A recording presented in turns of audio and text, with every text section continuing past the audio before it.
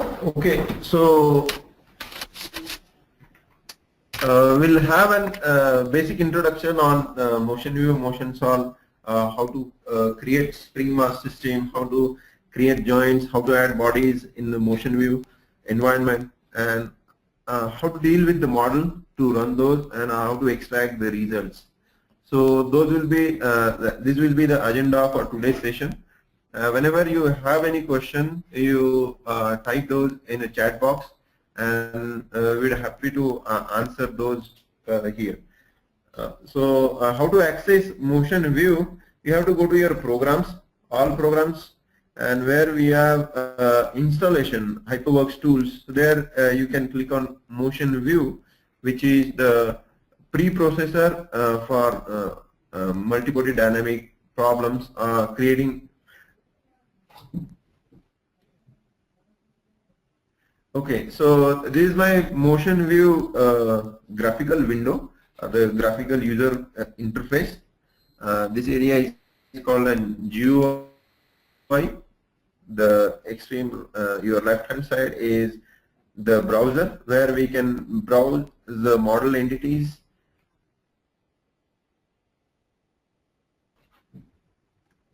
Then to create bodies or create points, we have an icons.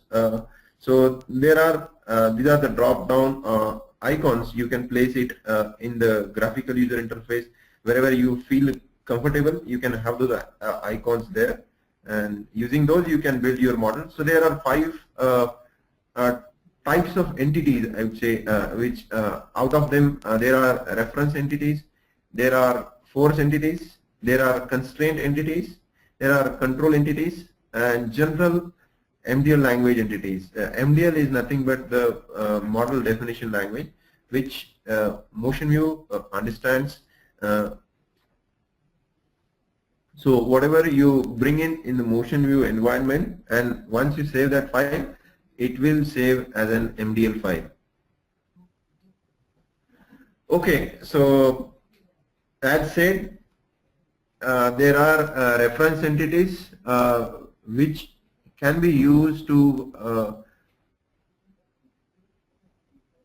define components, define the models, define its CG location. So how to use those? If you want to create any point, so I can go to the point entity, right click, give the label and variable name, maintain some standard to understand what are those entities, what are those points and CG locations. So say point,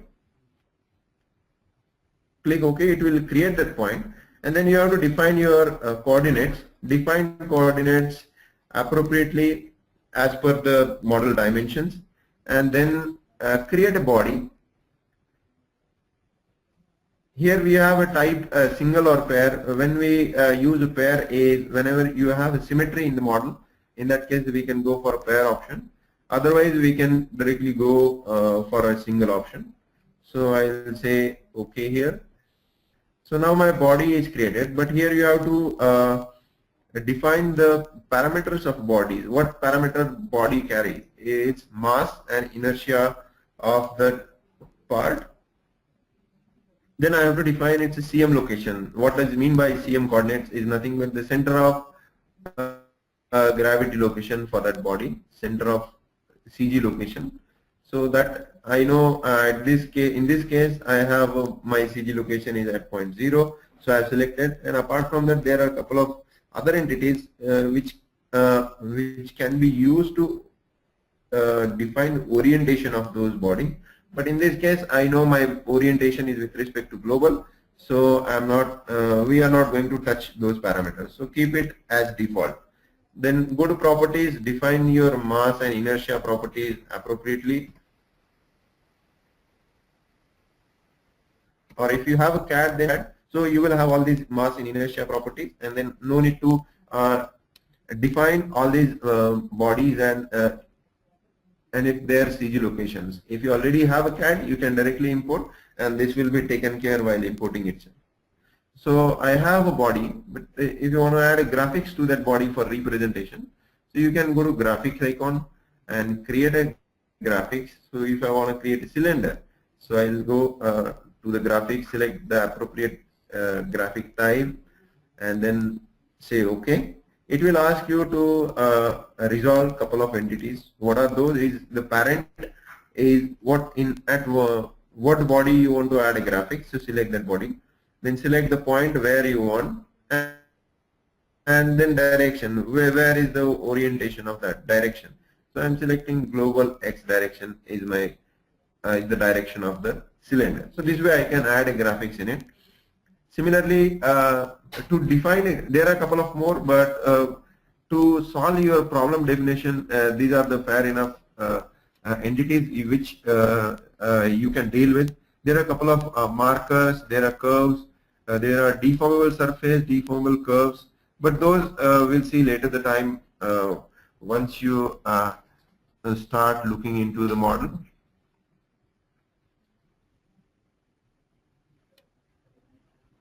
Okay, then we'll go for constraints. So now I have my body, one part, I have one part in my model. Then if I want to define a constraint to this model, to this body, so how I can go to constraint and create a joint.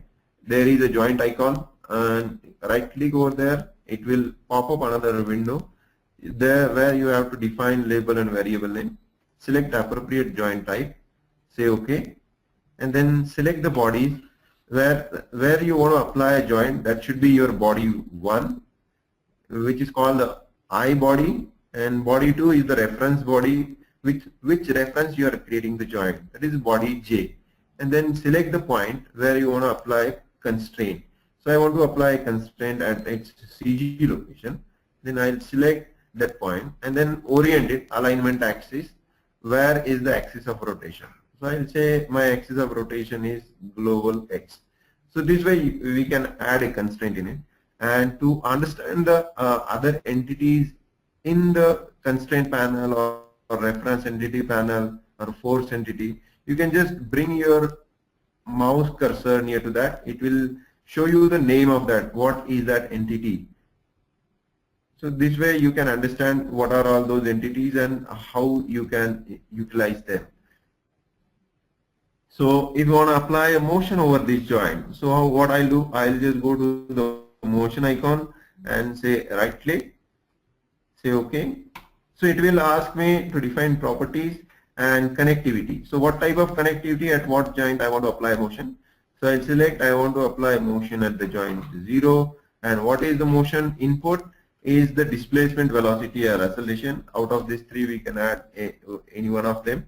And then in the properties we can have a linear property, curve, spline, 3D curves or expression. We can use any one of them, whichever the input you have for the motion, and then define the motion and then run the simulation and then build all necessary components and build it. To define an output, you have to go to the general MDL entities where we have an output symbol. So create that output and define what type of output you want, whether you want a displacement between 2 points or displacement. And entity means is any type of joint, body, spring, beam, field force. These are the entities. We can select the displacement on joint. So we'll come to know how much the joint is rotating and the displacement of that joint. So this way we can add an output as well. So this is one of the output. Similarly, we can add a couple of more outputs, like if you want to measure the force, if you are interested to measure the torque or the rotational force on the cylinder. So we can create a force output and measure those at the end of the simulation in the hypergraph and understand the, visualize the animation in the hyperview. So this is the brief introduction about the tool where we have these 5 types of entities which we will deal when building a motion view model. So there are reference entities. Under that we have points, bodies, vectors, markers, curves, surfaces, deformable surface and deformable curves. Then we have a constraint. Under the constraint we have joints. Under the joint table or under the joint icon, we'll have a couple of types of joints. We have to use appropriately joint combination in the model, and should make sure that there should not be over constrained model or redundancy in the model to while performing the simulation. Then we have a motion icon where we can add a motion in terms of displacement, velocity or acceleration. We have a couplers. Couplers are used to define the motion ratio. Gear joints are nothing but the joint which creates the when the gears are in the 1:1 ratio, then we can probably use the gear joint.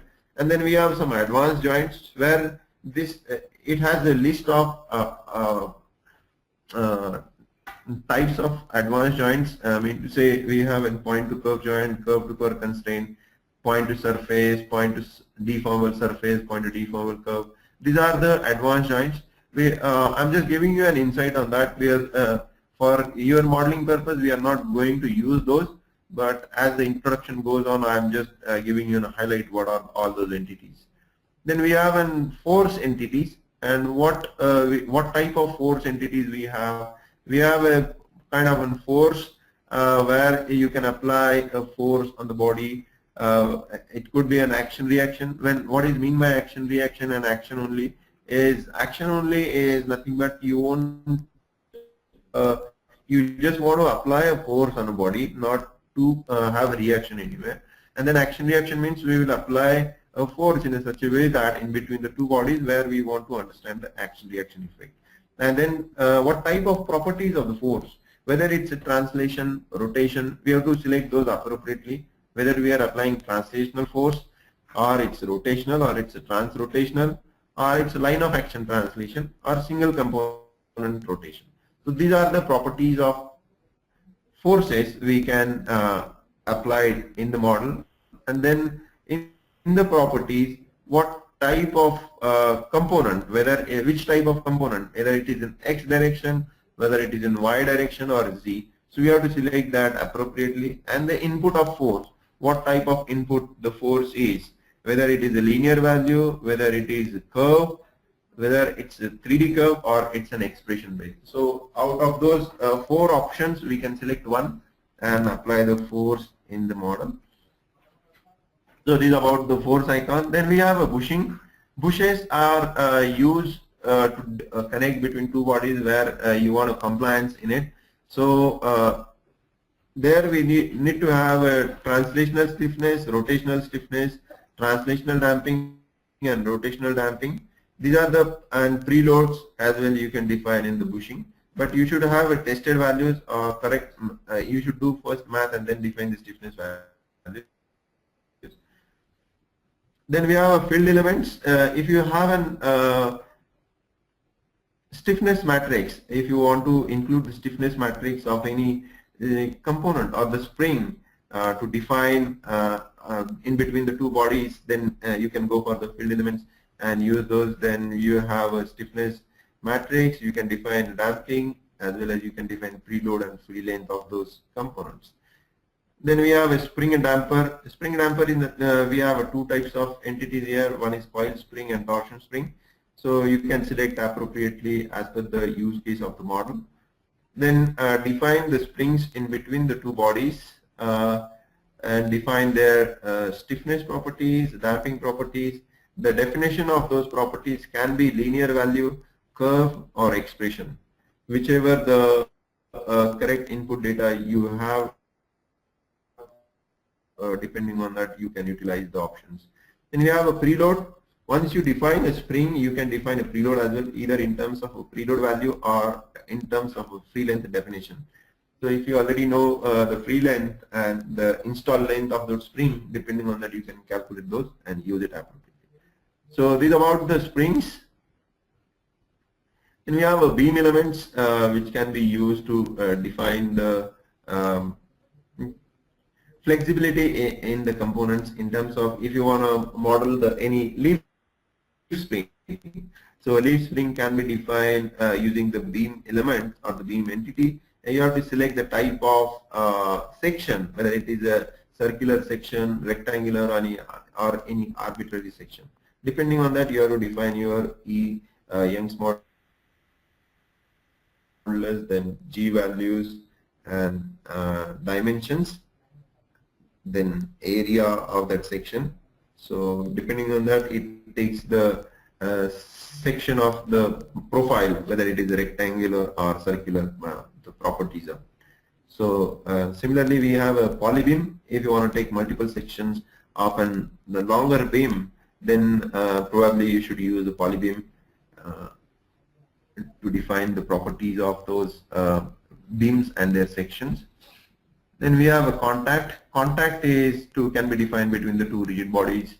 And if you want to use it for deformable surface, then we have an approach point to deformable surface contact. In that case, you need to have a flexible bodies to be considered, and then we can generate the deformable surface on the flexible bodies and have a point contact with rigid bodies and flexible bodies.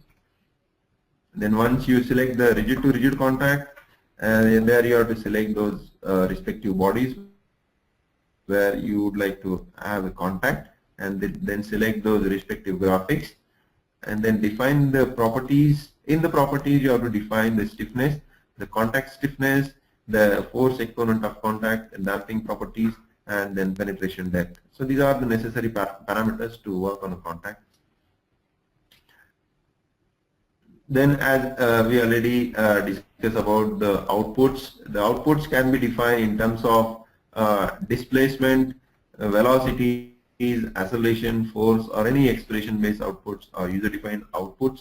We can define to measure the reaction forces, to measure the displacements of the system, to measure displacement of any component, or velocities or accelerations of any component. At any constraint locations, we can measure all these parameters and understand the system behavior, how the system is behaving. So this is about the output, and we have a template. Templates are nothing but if you want to perform sequential simulations. While doing sequential simulations, if you want to perform, if you want to activate, deactivate the joints, then probably we should go for our templates. And if you want to perform sequential simulations, to say if you are doing a static simulation for first and then going for transient for 2 seconds or 5 seconds, and then again you would like to go for a static after that, and again you would like to go for a transient. So that way we can add those commands in the template and utilize this template facility as it to perform the sequential simulations. Then we have control entities.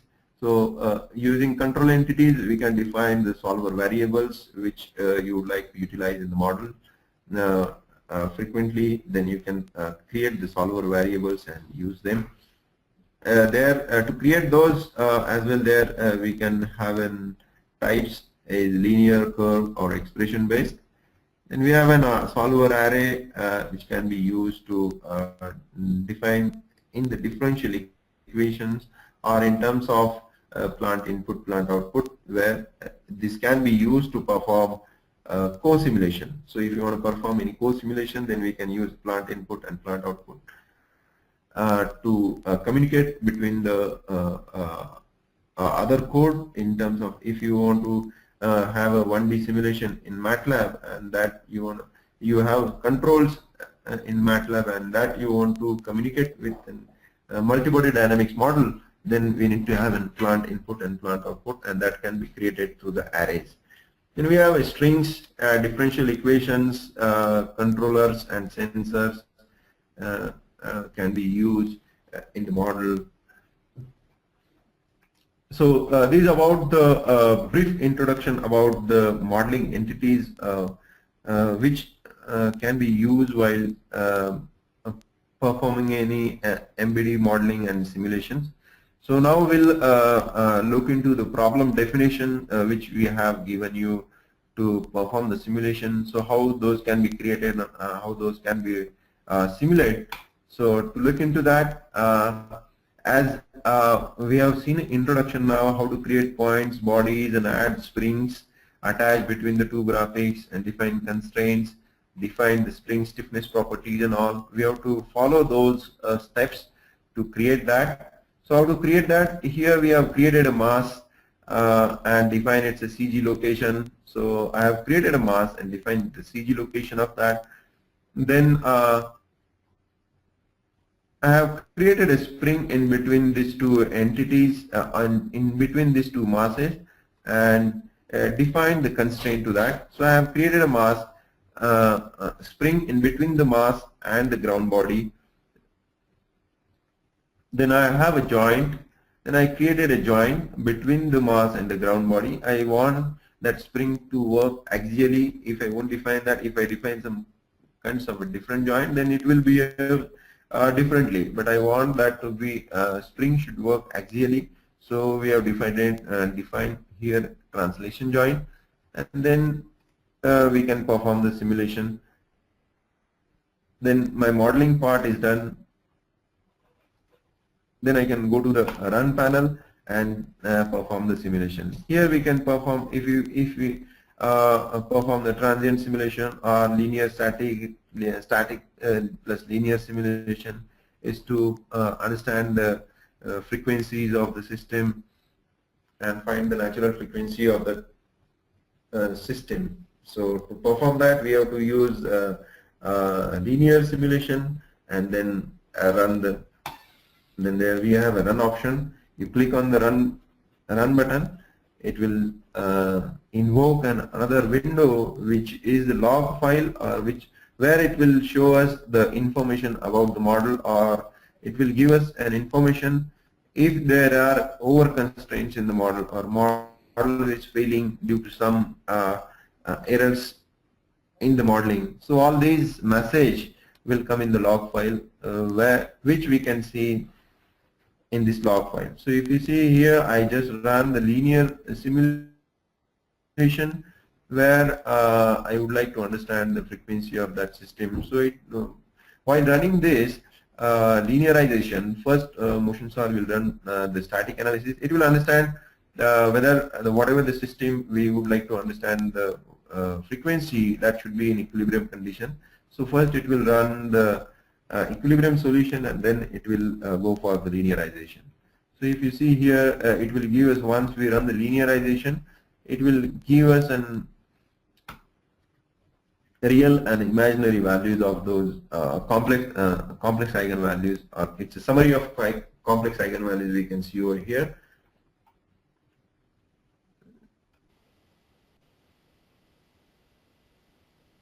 So you can close this and you can animate it and view those. As well, you can see those details in the EIG. Once you run this model, it generates the couple of files. So whenever you start, okay, so now we'll talk about some of the file format which we have to deal with them while working on MotionView motion solve.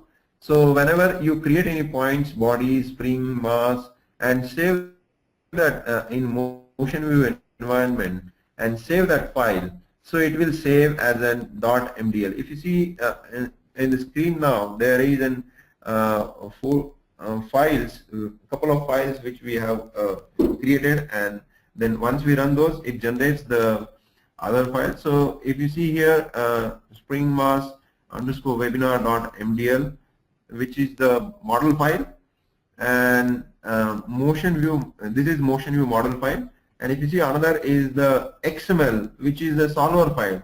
So whatever the data we generate in the MotionView, that will be stored in the XML file, and XML file will be read through the motion solver. So motion solver will understand the XML file. So whatever entities you will have in MDL file, those will go in the XML file, and then it will run the simulation. So how to save this? So I have created a couple of points, joints, springs, and mass bodies here. So to save that, you have to go to the Save tab and just save it. So it will save as an MDL file. Once we save that, it will save .xml as well. Whatever the name you give for your model, it will take the same name and save as a .xml as well. But it will generate XML file once you hit on the run tab. Otherwise, it won't generate. So once you run the XML file, it will writes out a couple of more files. So which are those? Those are the PLT files, MRF file, log file, S3D file, ABF file. So in this, what are those files basically? So S3D file is nothing but a result animation file. ABF file is nothing but alter binary format file which carries the results which you can visualize those in the hypergraph.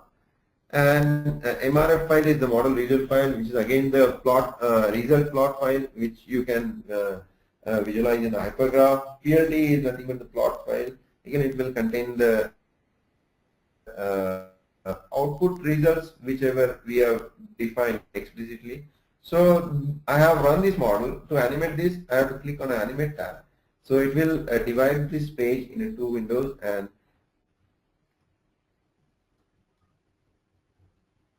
give us the result animation file.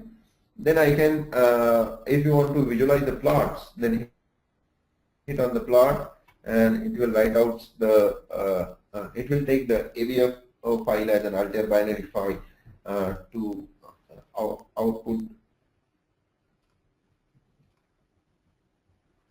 or given output of the simulation. So if I want to run, so this is about the linear simulation. If I want to run a transient where I want to understand the displacement of those components, so for that what I'll do, I'll switch the simulation time to the transient and perform the simulation. So it is running now. Once it is run, we will load those results and animations as well. Because earlier we ran the linearization, linear simulation, where we would like to understand the frequency of the system.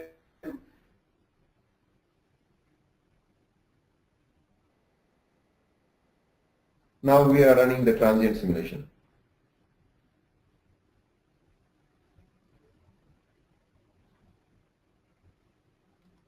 Okay, now my run is completed. Now I can load the animation once again.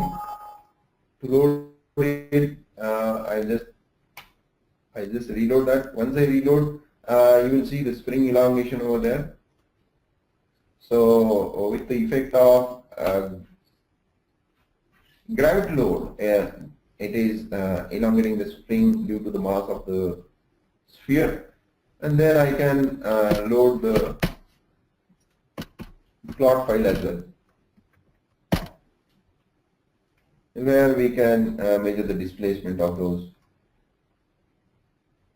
So how my spring is behaving. So we can see the displacement of the spring, and we can see the force of that spring as well. So we can plot that. To cut that curve, I can go to this define curves icon and then cut that. I just want to delete that, and I can plot my force as well. So this way we can measure the reaction forces on those constraints or those bodies. So this way we can easily create the spring mass system and observe the behavior of the spring with attached load due to gravitational load, and understand the frequencies of the spring by doing this linear simulation, linearization of the system.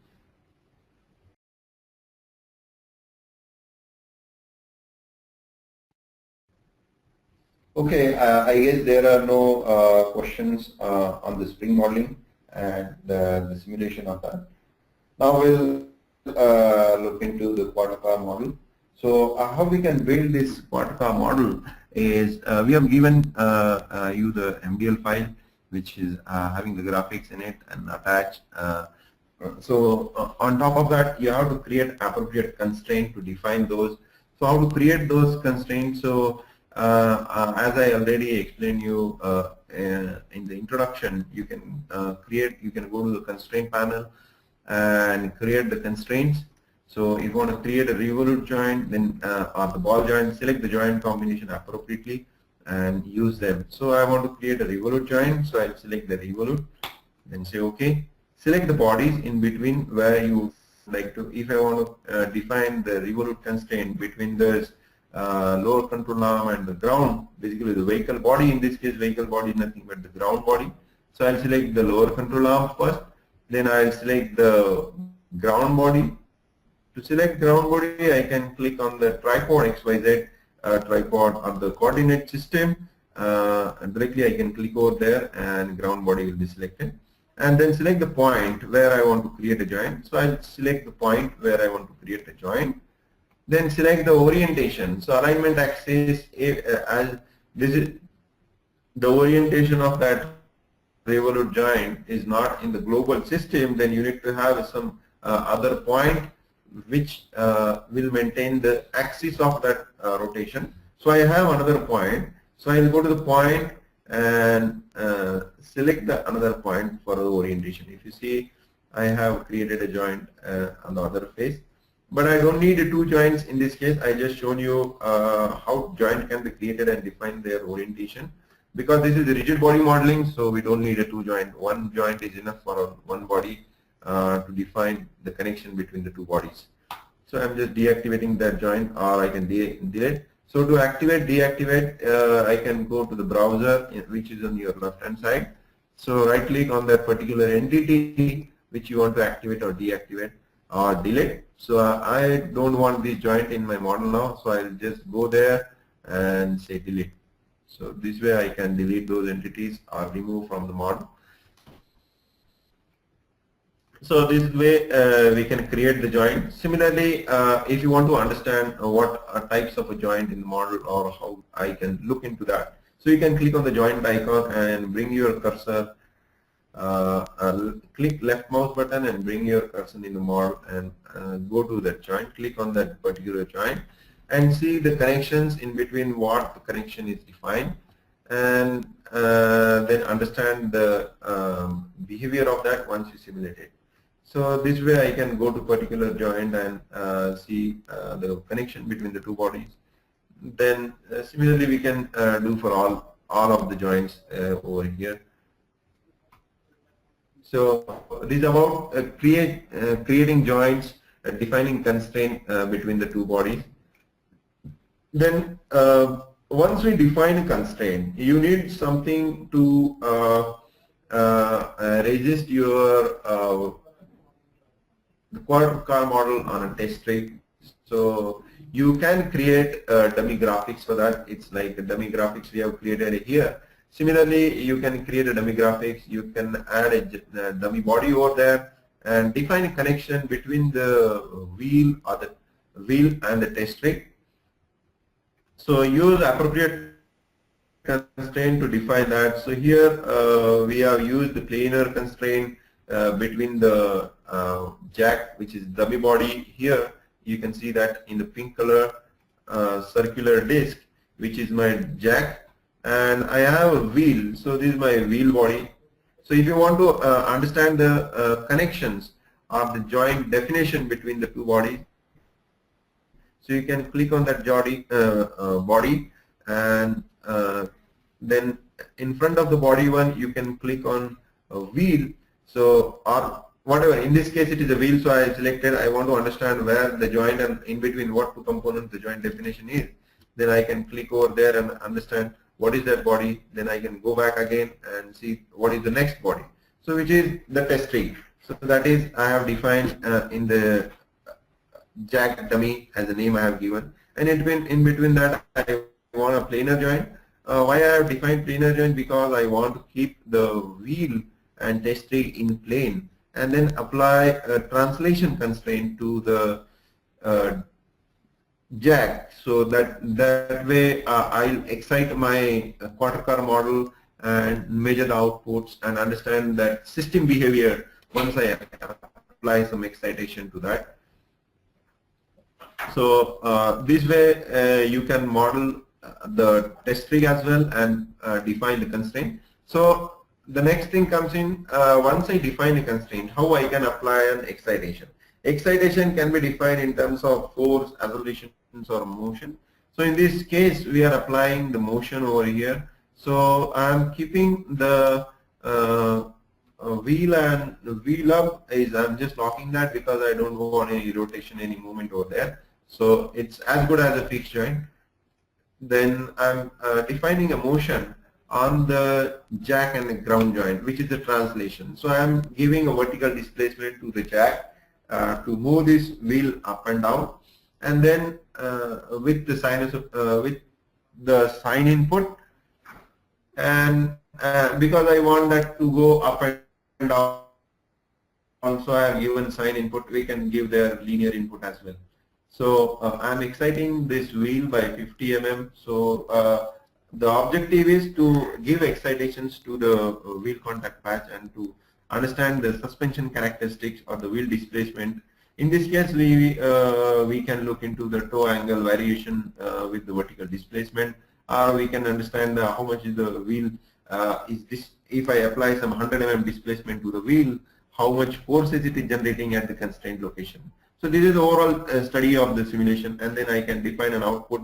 So as I have already shown you how to create outputs, how to define those on the joint, and how to measure those outputs. So to create a joint output, I will go to the output, create that output, define appropriate entity what you would like to understand. So if in this case I want to understand my joint displacement, how much my joint is displacing. So I'll run the simulation and understand how much my joint is displacing, because I have applied the input motion.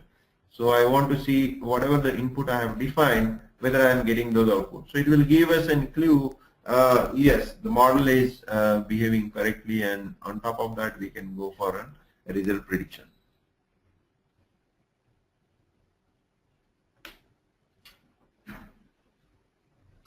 So this is about to create joint, add motion, add outputs, add bodies in it, and then to create a spring, you can go to the spring icon and create a spring. Select the type as what type of spring you are using, whether it is a coil spring or it is a torsion spring, and have a checkbox to select the spring graphics as well. If you want do this checkbox, if you want to click on this checkbox, it won't create a graphic. Then you have to separately create that graphics through the graphics icons, which I already shown you in the earlier session, where the cylinder graphics was created. So you can create that way as well, and then define the spring connection between the two bodies, where the spring is mounting and the spring properties. If you have a preload, define preload values as well. So these are the parameters you have to satisfy whenever you create any entity. So it won't give any error. If you want define all these properties in the panel menu, panel bar, then it will throw some errors while performing any simulation. So whenever we create any entity, it gives us option in the bottom of the graphical user face. That area is called a panel. So whenever you create any entity, you have to satisfy it, or you have to resolve all those necessary entities in the panel menu. If you want unresolve those, it will throw an error. Now if I have a joint, and if I select any body to define a joint, if I say I want to define a joint in between control arm, and I want resolve the another body, and I directly define any point where I want to create a revolute joint, and if I define my axis as well. So what will happen if I try to run it? It will throw me an error. And how to look into that error is you can go to tools, check model. You will come to know what error it is throwing. So you can easily figure it out. So it is showing unknown symbol blank, error resolving entity at joint number 12, body 2. So body 2 I have not defined. So it is saying that entity is unresolved. So go to joint 12, body 2, So you will come to know that entity is not defined, and then go to into model again and select appropriate entity in between where you want to define the joint orientation between the two bodies. Then you have to understand the orientation axis as well. So in this case, the orientation is not correct. So once you run that, then also you will come to know how the model is behaving. And upfront also you can easily understand the orientation of joints. Depending on the orientation of joint, your component or the system is going to be here. So in this case, the orientation of joint is not correct. So to correct that orientation, I have to click on that point and select the another point which is in axis of that rotation. So I selected that. Now I see my joint definition is correct. So this way you can debug model easily and understand it. Once you have your modeling is done, then you can run it. So I am expecting you should run this model step by step. You should not build a complete model in a single shot and then run it.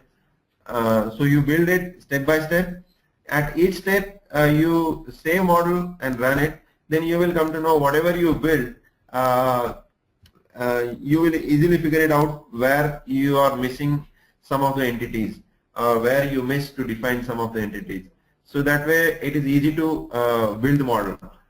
If you build a complete model in a single shot and then try to debug that, then it will take a lot of time, or it won't give you a correct solution at the end. So better way, start step by step and run it. At each of the step you are following and observe the outputs. So this is about the second problem definition as well. About the we'll happy to answer those. So we'll end this session here. Let us know if you have any questions through emails. Thank you.